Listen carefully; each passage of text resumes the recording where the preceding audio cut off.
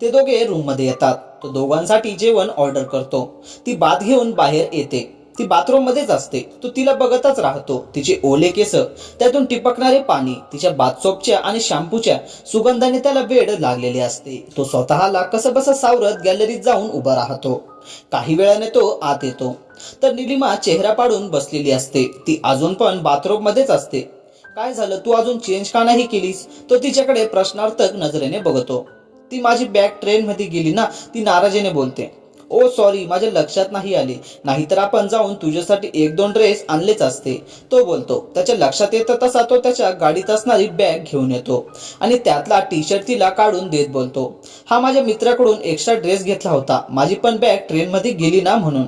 तो T shirt आणि त्याचे शॉर्ट्स तिच्याकडे फेकतो आणि बाथ घेण्यासाठी बाथरूम मध्ये जातो. तो बाथ घेऊन बाहेर येतो. तो सॉरी सॉरी ती डोळ्यांवर हात ठेवत मागे वळते. तिची अवस्था बघून त्याला हसू येतं. मी एवढा पण वाईट नाही, एकदा नीट बघ माझ्याकडे, मला जर असं बघशील तर तू तुझ्या राहुलला पण विसरून जाशील, तो हसत बोलत असतो. नो, शक्यच नाही, मी आणि राहुलला विसरणार, ती हसत बोलते. बघ लागली का चॅलेंज, तो चुटकी वाजवत बोलतो. ओके ठीक आहे, मला चॅलेंज ऍक्सेप्ट, ती त्याचा हात हातात घेत बोलते. तो तिचा हातात येताच तो तिला बघतच राहतो. त्याची तिच्यावरची नजर हटतच नव्हती. अक्षय, माझा हात सोडशील का आता, म्हणजे मी जेवण करू शकेन, ती हसत बोलत असते. सॉरी सॉरी, तो हात सोडत बोलतो. ते दोघे मिळून डिनर करतात. दोघांनाही भूक लागलेली असते. दोघे पोट भरून जेवण करतात. ती थोडं बाल्कनीत शतपावली करत असते. तो टीव्ही लावून टीव्ही बघत असतो. काही वेळाने ती रूम मध्ये येते आणि झोपण्यासाठी बेडवर येऊन बसते. ती काही वेळातच झोपी जाते. जेव्हा त्याची नजर बेडवर जाते तेव्हा ती शांत झोपलेली असते. तो टीव्ही बंद करून तिच्या जवळ येतो आणि तिच्या केसांवरून हात फिरवत तिच्या अंगावरचे ब्लँकेट व्यवस्थित करून तो सोफ्यावर जाऊन तिला बघतच झोपी जातो. दुसऱ्या दिवशी सकाळी ते दोघे लवकरच चेकआउट करतात. तो गाडी विजयवाडाच्या दिशेने घेतो. तो ड्राईव्ह करत असतो. तिचे लक्ष त्याच्याकडे जाते. तो तिला बघताच ती त्याच्यावरून नजर हटवत समोर बोलते. तो तिच्याकडे बघत असतो. काही वेळाने ते ब्रेकफास्टसाठी एका रेस्टॉरंट समोर गाडी थांबवतात. ते दोघे खाली उतरतात आणि रेस्टॉरंट मध्ये जातात. ती वॉशरूम मध्ये जाऊन येते. त्याने तिच्यासाठी डोसा आणि स्वतःसाठी इडली आणि वडा मागवलेला असतो. मला डोसा का मागवला, मला पण तोच नाश्ता हवा आहे जे तू खात आहेस, ती चिडून बोलते. ओके चिल, मागवतो, एवढी का चिडत आहेस, तो शांतपणे बोलतो. ते नाश्ता करून परत प्रवास चालू करतात. संध्याकाळ होता होता ते विजयवाडाला पोहोचतात. त्याचा मोबाईल वाजतो. तसं तो ड्राईव्ह करत करत कॉल रिसीव्ह करतो आणि स्पीकरवर टाकतो. हॅलो बोल अशोक, तो बोलतो. चालेल, कुठपर्यंत आला आहेस, किती वाट बघत आहे प्रेम भंग्या, तो हसत बोलतो. त्याचं बोलणं ऐकून निलिमाला हसू येतं. तो लगेच गडबडीत मोबाईल स्पीकरवरून काढून कानाला लावतो. ए साल्या चुप, येत आहे ना, तो त्याच्याशी बोलून कॉल कट करतो. तो निलिमाकडे बघतो तर ती हसत असते. तुझा ब्रेकअप झाला आहे का, ती हसत बोलते. अगं नाही ग, माझं पहिलं ब्रेकअप झालं ना तेव्हापासून सगळे मला प्रेमभंग्या म्हणून चिडवतात. त्यानंतर मग मी कधी त्या रस्त्याला गेलोच नाही. निलिमा, मला तुझी मदत हवी आहे, तो चेहरा लहान करत बोलतो. मी माझ्या मित्रांसोबत खोटं बोललो की मला गर्लफ्रेंड आहे म्हणून, आणि मला त्यांच्यासमोर खोटं पाळायचं नाही, तो तिला विनंती करत बोलतो. म्हणजे मला समजलं नाही, तुला काय बोलायचं आहे, ती प्रश्नार्थक नजरेने त्याच्याकडे बघत बोलते. निलिमा प्लीज हेल्प मी, यार प्लीज, तो ड्राईव्ह करत करत स्टेरिंगवर हात जोडत बोलतो. पण मी काय करू, कुठून आणू तुझ्यासाठी लगेच दुसरी गर्लफ्रेंड, निलिमा हसत बोलते. निलिमा, 4 दिवसांसाठी माझी गर्लफ्रेंड होशील प्लीज, आणि ती अशोकची बहीण आहे शीतल, ती मला खूप त्रास देते ग, आसपास असली ना तरी खूप असुरक्षित वाटतं, तो एक डोळा झाकत बोलतो. ए यू, तुझी गर्लफ्रेंड, ती तोंड वाकडं करत बोलते.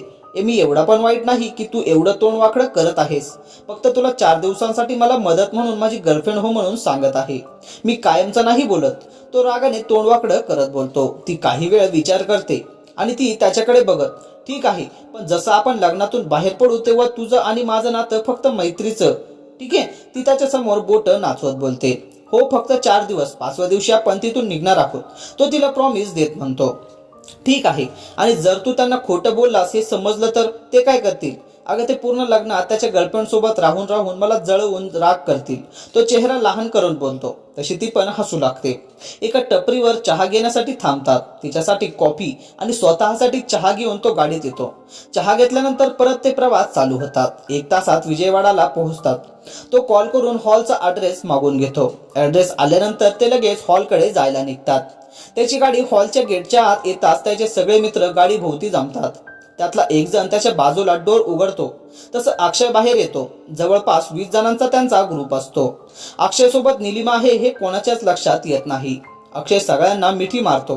निलिमा गाडीच्या बाहेर येते. हाय एव्हरीवन ती हात हलवत बोलते. तसं सगळे त्याच्याकडे वळून बघतात आणि बघतच राहतात. अक्षय डार्लिंग, अरे मित्र भेटले की मला गाडीतच विसरलास. ती येऊन त्याच्या जवळ उभी राहते आणि त्याच्या हातात हात घालते. सॉरी डार्लिंग, ये ना मी तुझी ओळख करून देतो. तो तिच्या कमरेत हात घालून बोलतो. तशी ती त्याच्या अंगावर आदळते. मी तुम्हाला म्हणालो होतो ना माझी पण गर्लफ्रेंड आहे म्हणून, पण तुम्हाला माझ्यावर विश्वासच नाही ना. तो हसत बोलतो. तो सगळ्यासोबत निलिमाची ओळख करून देतो. तसे सगळे एकच जल्लोष करतात. ते सगळे त्या दोघांना आत घेऊन येताच अशोक बहीण अक्षयला बघताच ती पळत येऊन त्याला मिठी मारते. ते बघून निलिमाला राग मुद्दाम त्याच्या जवळ जाऊन बोलते. येतो ती. अक्षय ही कोण आहे? तुझी बहीण आहे का? निलिमा तिच्या बघत स्माईल करत बोलते. ए बहीण नाही मी त्याची. अक्षय सांग ना कोण आहे मी आणि ही कोण आहे? ती निलिमाला वरून खाली खालून वर बघत बोलते. ती माझी होणारी बायको आहे. तो निलिमाला जवळ घेत बोलतो. तसं शीतल त्याच्यापासून दूर होतो आणि तिच्याकडे रागाने बघत तिथून निघून जाते. तो आनंदाने निलिमाकडे बघतो तसं ती त्याला डोळ्यातली खुणावती. अशोक त्यांना त्यांच्या रूम मध्ये घेऊन जातात. अक्षय आज संध्याकाळी मेहंदीला फंक्शन आहे. अजून 1 तास आहे. दोघे तयार होऊन खाली या. अशोक बोलतो. हो रे, पण हिच्याकडे मेहंदीसाठी आता ड्रेस नाही रे. ती अचानक निघाली ना, तिला पॅकिंगसाठी वेळच भेटला नाही. तो अशोकला बोलतो. ओ इट्स ओके अक्षय, मी डिझायनरला पाठवतो. ती मदत करेल तिला आणि तू माझ्यासोबत चल. आपला डिझायनर तिथल्या रूम मध्ये आहे. तो त्याच्या हाताला धरून खाली घेऊन येतो. काही वेळातच एक डिझायनर आणि एक मेकअप आर्टिस्ट तिच्या रूम मध्ये येतात आणि तिचा ताबा घेतात.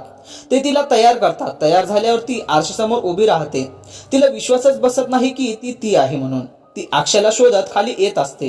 तोच अक्षयाचं लक्ष तिच्याकडे जाते तसं तो तिलाच बघत असतो. डार्क हिरव्या रंगाचा लेहंगा आणि त्यावर गोल्डन रंगाचा ब्लाउज. तिचे लांब केसाचे कर करून मोकळे सोडलेले केस. मध्यभागी मांगटिका घातलेला. गळ्यात ग्रीन स्टोनचा नेकलेस. एका हातात ब्रेसलेट तर दुसऱ्या हातात वॉच. पायात गोल्डन हिल्स आणि चेहऱ्यावर थोडा डार्क मेकअप. तिला बघताच त्याचं तोंड उघडच राहतं. अशोक त्याच्या जवळ येऊन त्याचे तोंड बंद करतो. बस तुझीच दृष्टी लागेल तिला. काही पण बोल, तुझी चॉईस खूपच छान आहे. हा, पण ही भेटली कुठे तुला? तो त्याच्याकडे बघत बोलतो. अरे असंच माझ्या चुलत बहिणीची मैत्रीण आहे. ती अशीच तिच्या घरी ओळख झाली आणि ओळखीच रूपांतर कधीच प्रेमात झालं समजलंच नाही. तो लाजत बोलत असतो. ओ सगळे त्याच्या भोवती जमतात.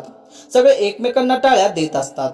अक्षय, ती त्याच्याकडे येत बोलते. अक्षय, इथे मी कोणाला ओळखत पण नाही. मला एकटीला सोडू नकोस. ती त्याच्या हातात हात घालून बोलते. चल तुला प्रिया, माझी होणारी बायको, तिच्यासोबत तुझी ओळख करून देतो. तो तिच्या हाताला धरून घेऊन मेहंदीसाठी तयार केलेल्या हॉलमध्ये घेऊन जातो. जिथे मेहंदी काढायला बसण्यासाठी छोटे छोटे स्टेज तयार केलेले असतात. तो तिला प्रियाजवळ घेऊन जातो आणि तिची ओळख करून देतो.